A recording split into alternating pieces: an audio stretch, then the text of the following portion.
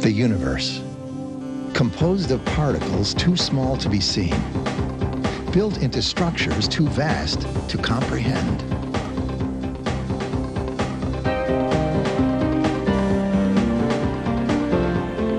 We live on a unique planet revolving around an average star that, along with 100 billion or so other stars, promenades within a spiral galaxy.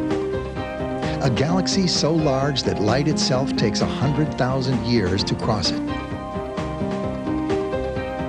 And our galaxy is just one of billions of galaxies scattered throughout the larger universe.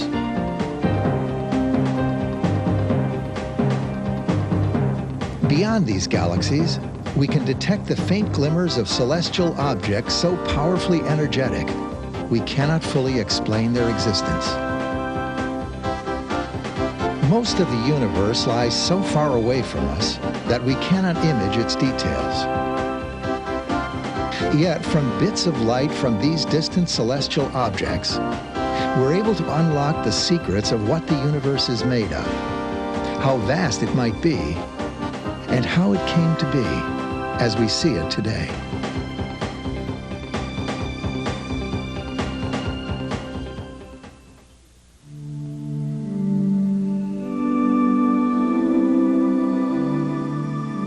Astronomy is in a very special time right now. Ever since the caveman, people have wondered sort of, who am I and where do I come from? And in the past 20 or 30 years, we're actually getting answers to those questions.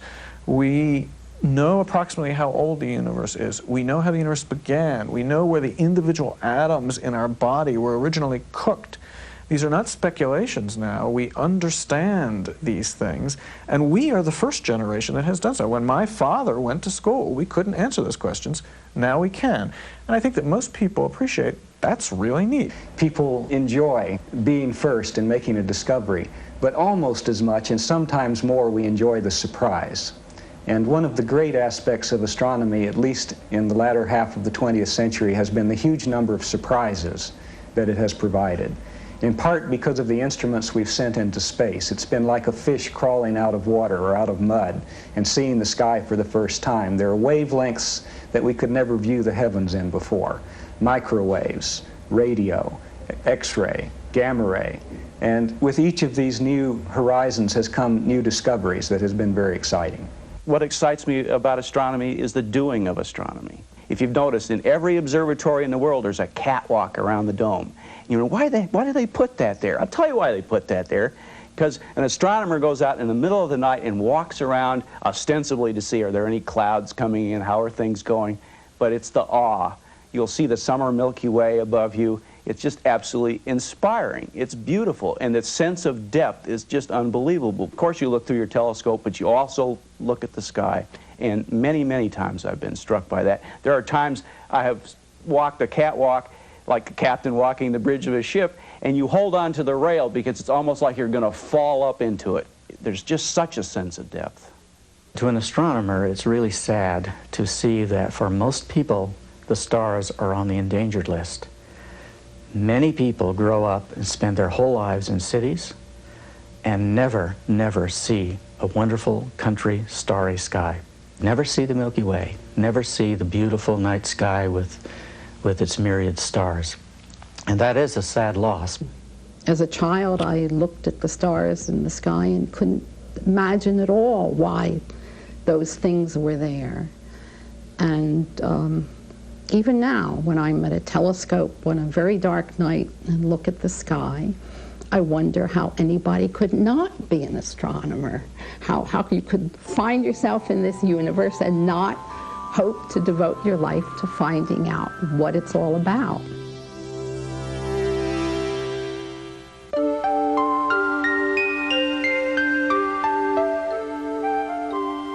Our fascination and awe with the heavens is not new. Ancient astronomical monuments are scattered throughout the world. The early Greeks were perhaps the first to study the skies in a scientific way. And when that style of inquiry was rediscovered in the Renaissance, the heavens began to take a new shape. Each observation, discovery, and theory built on the ones that came before, Each changed our perception of not just the heavens, but ourselves. We learned that we're not at the center of the universe, but inhabitants of just one planet in a solar system of 9 planets.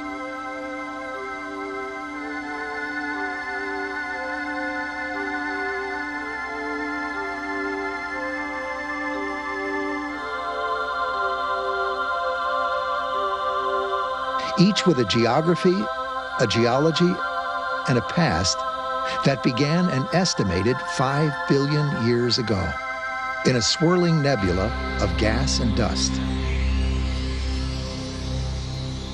Today, at the center of this system, is an average middle-aged star only 5 billion years old, with at least another 5 to glow. Revolving closest to the sun is tiny Mercury, covered with craters and looking as desolate as our moon. Next out is Venus, where a deadly cauldron of sulfuric acid clouds and carbon dioxide perpetually enshrouds a rocky, lifeless world.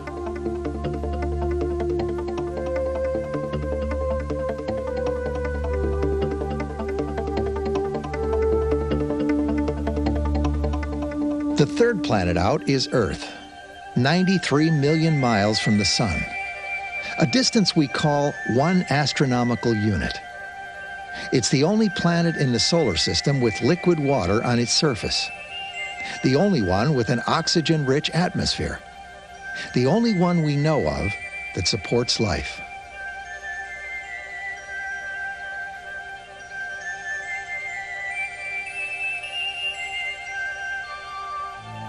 Circling the Earth is the Moon, small, airless like Mercury, and covered with craters that give evidence of a bygone epoch.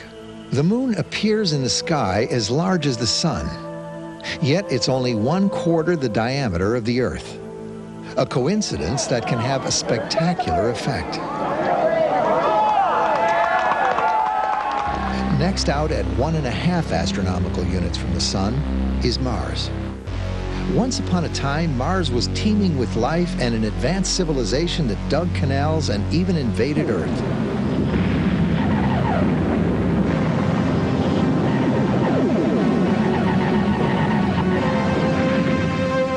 Today, we know that while our imaginations put life on Mars, nature apparently did not.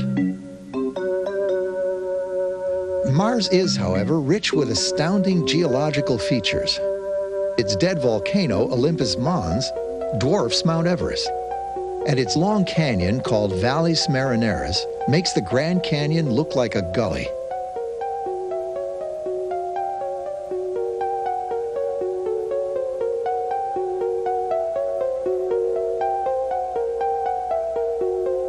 Beyond Mars orbits a belt of asteroids, thousands of rocky fragments that range in size from a few centimeters to 1,000 kilometers.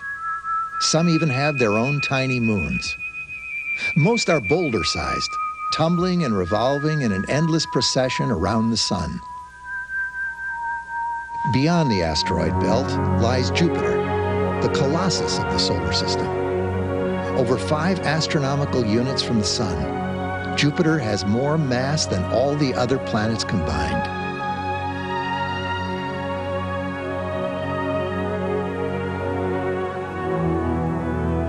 Marked with a red spot 3 times the size of Earth, this planet of liquid and gas sports over a dozen moons.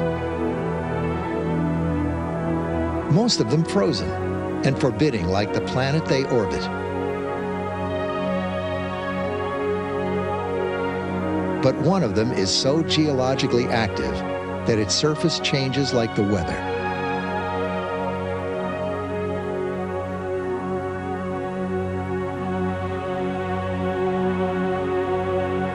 At 10 astronomical units from the sun, orbits the planet with features that through Galileo's primitive telescope looked like ears. Today we know they are rings, hundreds of rings made of billions of icy chunks that make Saturn the most visually stunning planet in the night sky. Like Jupiter, Saturn is surrounded by an entourage of well over a dozen moons.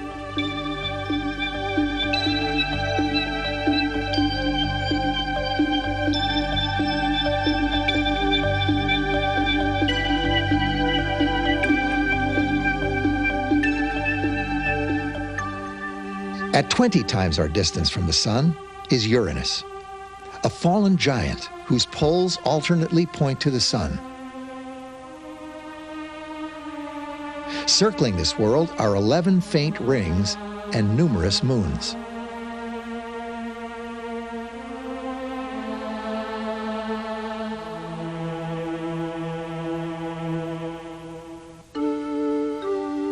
At 30 astronomical units orbits the outermost giant planet, Neptune, accompanied by 8 moons and a wisp of barely visible rings. Despite its serene appearance, great storms rage in Neptune's atmosphere. Averaging 40 astronomical units from the sun are 2 large pieces of space debris, Pluto and its nearly the same size moon, Charon, locked in a face-to-face dance. From their great distance, the sun must appear as only a bright star in a perpetually dark and incredibly cold sky. This is the solar system. From our view, it is immense. From the universe, though, it is a small collection of gravitationally bound specks of dust.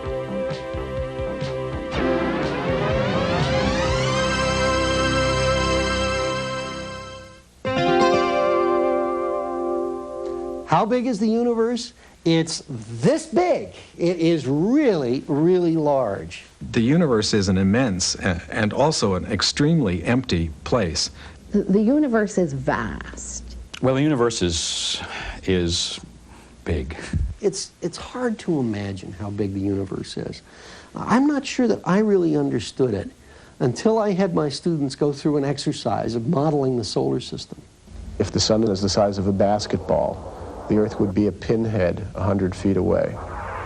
Jupiter is a ping pong ball 500 feet away, and Neptune, which is the farthest planet from the sun at the present time, is about the size of a pea, 4/5 of a mile down the street. The distance between the Earth and the sun is an astronomical unit, 93 million miles. It's a distance that would take you 17 years to cover in a jet moving at 600 miles an hour. Yet light is so fast that it can traverse that distance in 8 minutes. And so what you're seeing when you look at the sun happened 8 minutes ago. And we can use light as a scalar for the universe in general, because without something that fast, it's very hard to understand the actual distances involved. Just getting from the Earth to Mars, that with current spacecraft technology, that can take months to even years. Getting out of the solar system can take decades. Getting to the nearest star system, even traveling at the speed of light, also takes years. If you traveled in your automobile, for instance, to the nearest star, you would not get there by the end of your life. You wouldn't get there by the end of the next generation. In fact, you wouldn't get there after thousands of generations if you were traveling at the speed limit. Even for light, traveling at 186,000 miles or 300,000 kilometers per second, the journey takes an incredibly long time. While light takes only about 8 minutes to travel from the sun to the Earth, it takes over 5 hours before it reaches the outermost planet, and years before it reaches the nearest star. The nearest star, Proxima Centauri, is 4.5 light years distant, which means that the light from Proxima Centauri we're seeing now was packaged 4.5 years ago, and we're only receiving it at the present time. To scale, if the sun were the size of a grapefruit in Washington, D.C., Proxima Centauri would be a grapefruit in California. The nearest stars are a few light years away. Our Milky Way galaxy is about 100,000 light years in diameter. That is to say, it would take light 100,000 years starting at one edge of the Milky Way to travel to the other edge of the Milky Way. Our own galaxy is part of a rather small group. It's called the local group. The total size of the local group is about 3 million light years across. So that when we look out at the so-called Andromeda galaxy, or M31, we're actually looking about 3 million years back in time. That's how long it takes the light to reach us. If you think of the Milky Way galaxy as a grapefruit, Andromeda, which is the nearest large galaxy, is only 20 grapefruit diameters away. It's another grapefruit, 20 grapefruit away. The most distant galaxies are billions and billions of light years away. We see them as they were, in fact, billions of years ago, because the light has taken that billions of years to get from them to us as we detect it now.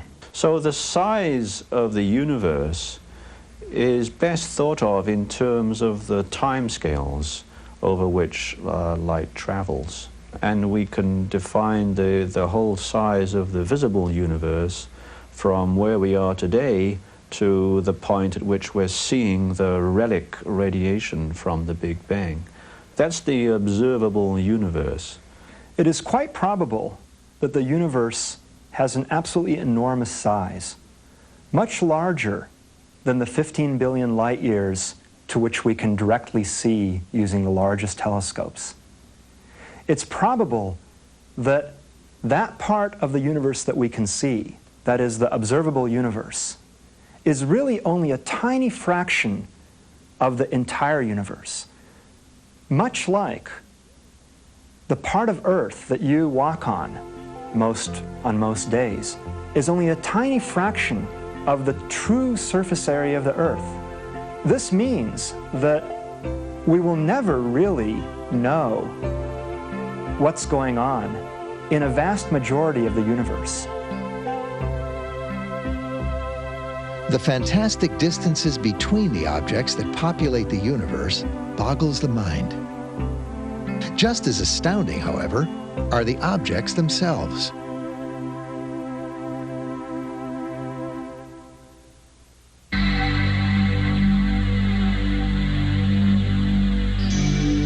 We once thought that the heavens were changeless, permanent. We now know that the universe is active, even violent.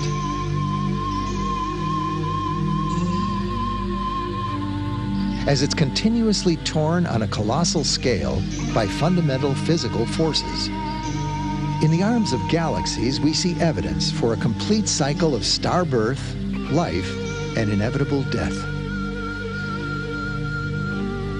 We see that most stars, after only a few billion years, burn up their nuclear fuel and leave behind a white dwarf, a star no larger than the Earth, yet 1,000,000 times more dense. When a more massive star grows old and becomes a red giant, its core eventually collapses and triggers a supernova.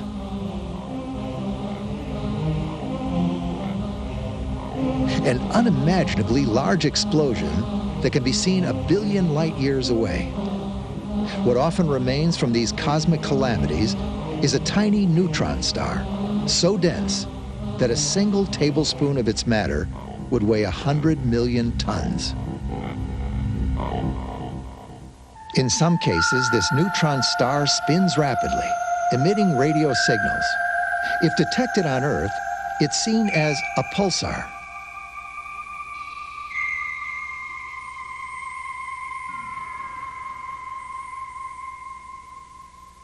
Some of the most massive stars die the strangest deaths of all. Such stars collapse in on themselves, creating matter so dense, with a gravitational pull so great, that nothing can escape, not even light. From these strange places, we can sometimes detect X-rays and observe jets of particles streaming from an unseen source, a black hole. As astounding as these objects are, the universe holds still greater mysteries. At the heart of a giant galaxy such as our own may lurk a supermassive black hole, so powerful its gravity combined millions of stars.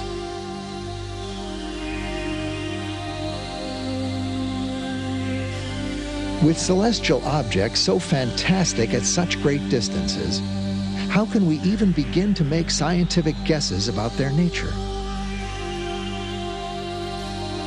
The answer lies in one simple but vital assumption. We assume that the physical laws we observe here on Earth are the same everywhere. That hydrogen, for example, glows in a measurable way, whether it's in a laboratory or in the heavens. That gravity we observe every day is the same kind of gravity that binds the stars to galaxies and galaxies to one another. In short, we assume that the laws of nature are indeed universal, and that by studying it in a systematic way, we can unlock the secrets of the universe.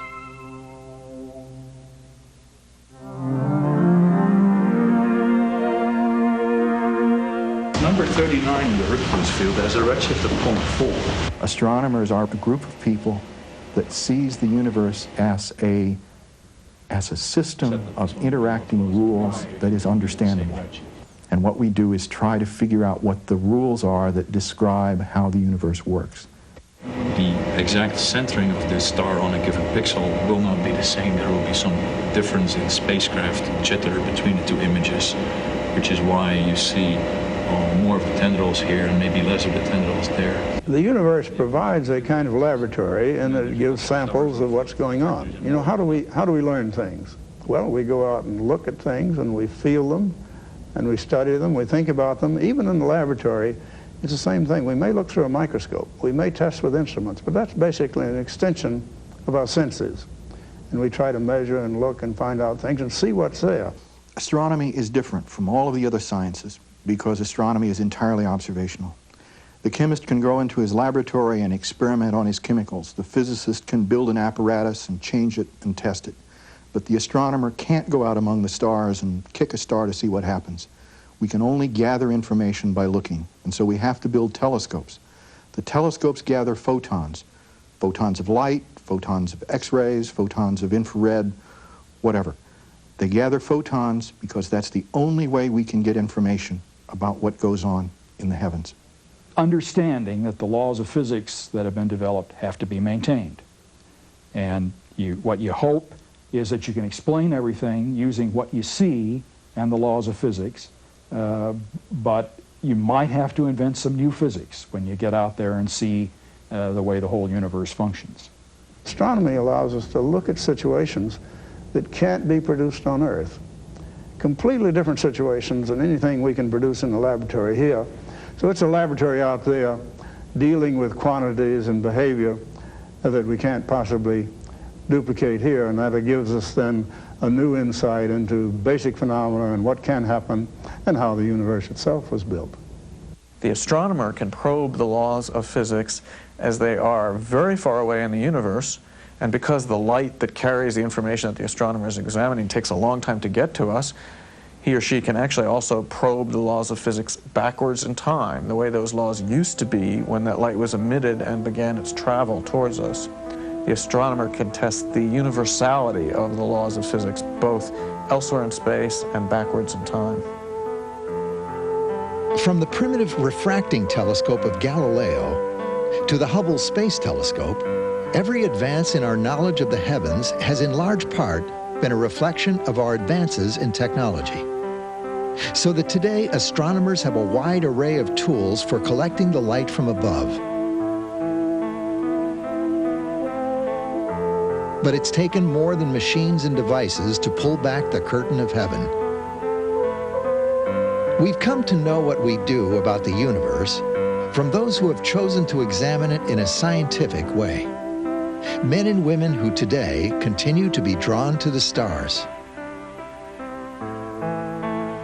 I think each new technological breakthrough brings us a new field of astronomy. And of course, each new technological breakthrough brings us completely new results, introduces new people to the field, and they're all astronomers. There are many, many questions we would like to answer. Perhaps unlike some of the other sciences, a good astronomer can think of 10 or 20 or 30 questions that he wants to answer at any one time. How did our Earth form? What are the laws that govern behavior of matter? Is it worth going out there? How did these stars get to be the way they are? How did our galaxy form? How long does a star take to go through its life cycles? What is the fundamental nature of the universe? Where does it come from, and where is it going? Astronomy is the study of these questions. These are the most basic questions that we can ask of ourselves and of our surroundings. Astronomy really is the study of everything in the universe, and as such can be considered the grandest of all subjects, because it is truly all-encompassing. Anytime there was expansion of humanity across the surface of this planet, there were always scouts. Always somebody went ahead to say, well, is it dangerous out there, or is it interesting out there? And in a very real sense, astronomers are the scouts for the entire human race, because we've only got one place left to go. We've gone every place on this planet. The only place left to go is out and up. Why explore the planets, the stars, and all that lies beyond? The reasons for venturing into this infinite frontier, for exploring with our eyes and minds places we may never go, are as varied as our imaginations. But the full answer lies not just within ourselves, but in the stars.